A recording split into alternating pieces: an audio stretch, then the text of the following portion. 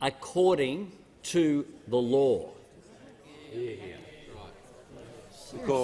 Order. Give the call to the member for Werriwa. Thank you, Mr Speaker. My question is to the Minister for Veterans Affairs. What action is the Albanese Government taking to respond to the Royal Commission into Defence and Veteran Suicide?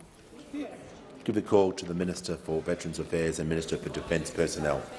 Thank you, Speaker, and I thank the member for Werriwa for her important question and for her advocacy on a continued basis that I've engaged with her on behalf of her 1,500 veterans in her community, as do all members of this place advocate on behalf of their veterans, and that is a very good thing. The Royal Commission into Defence and Veteran Suicide, which was supported by this government, handed down its interim report in August of last year. And I'm proud that in September I was able to present the government's formal response to that interim report, a sign of a good, competent government getting on with the job that is required of it by the Australian public, getting on with the job of implementing those recommendations. We responded to those 13 recommendations. We have taken steps in respect of all 13 of those recommendations. And today I was able to advance our work in respect of Recommendation 1 to harmonise and simplify veterans' entitlements legislation, because, as the Royal Commission pointed out, the complexity of the legislation that veterans have to deal with, the delays that veterans have had to deal with because of the complexity of that legislation, has been a contributor to the suicidality of our veterans. And that is a national tragedy that we have had to confront.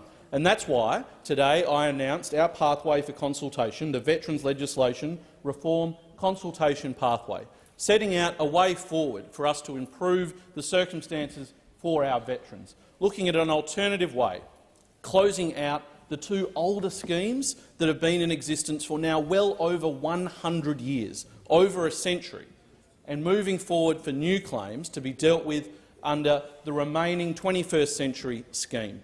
What we've announced today is a proposal for consultation. We want to work closely with those who are affected the most, our veterans, their families, our defence personnel, as well as engaging with health professionals, veterans advocates and the many other people engaged in our veteran support system.